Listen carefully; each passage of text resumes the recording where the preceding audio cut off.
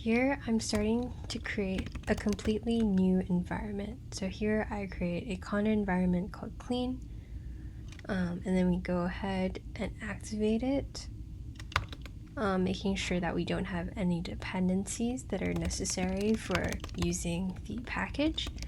After we activate clean, or our new environment, we can then pip install the CellColor application.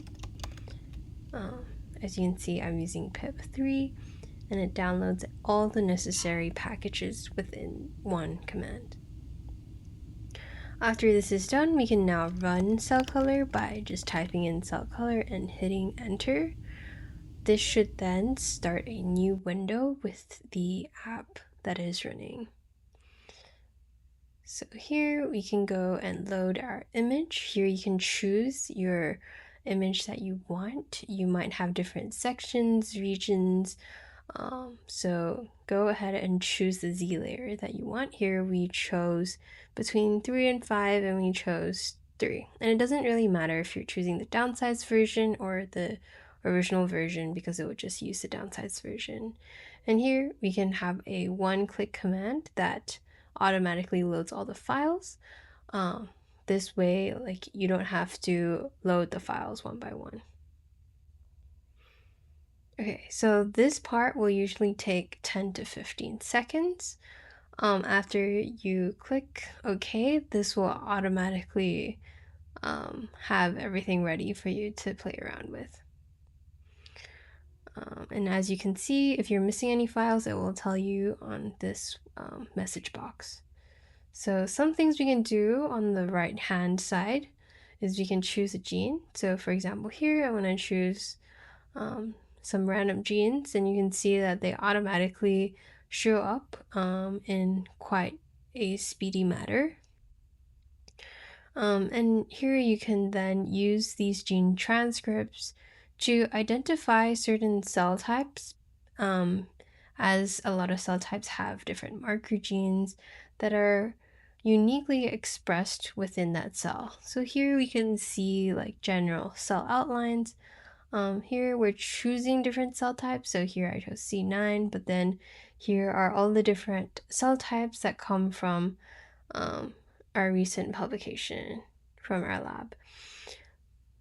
And then you can also see, other than the cell types, we also have more general cell types, such as amacrine cells, non-neuronal, neuronal cells, and low-quality neuronal cells, as well as unassigned cells. So yeah, you can display all of these at the same time. You can also show the cell centers, which is like the nucleus staining. You can also show the cell post masks. So these are all the masks that exist from our cell post segmentation models, and the outlines that are generated from those cell post masks. If you're loading this for the first time, this will probably take 30 minutes to actually generate the outlines, but every other time after that, it should be fairly fast. So here we're going to try and run it on a different section. So same process, run CellColor, choose the image that you're looking for, and make sure that it's in the same folder. The folder name does matter a lot, so definitely make sure you're following the right syntax with the right run and region, because your data object will be queried using these exact regions and numbers. So again, this will take 10 to 15 minutes, and then you should be able to see a message box pop up with everything successfully loaded. And then after that, you can click OK.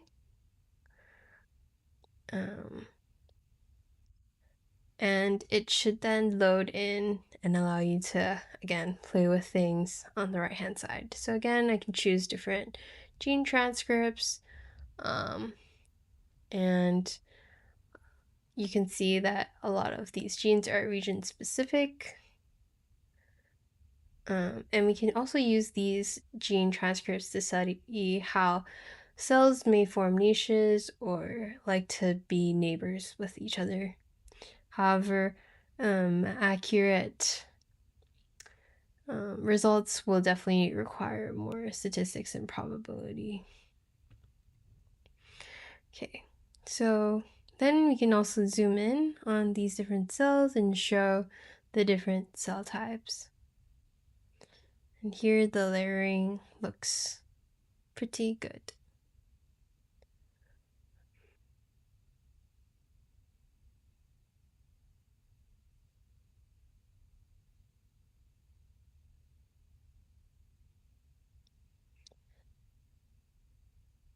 All of these colors are also encoded manually, so if you do find that the colors are a little similar, you can always cancel the color and then re-choose that cell type.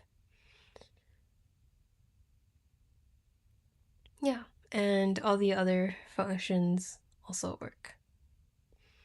Okay, thank you for watching.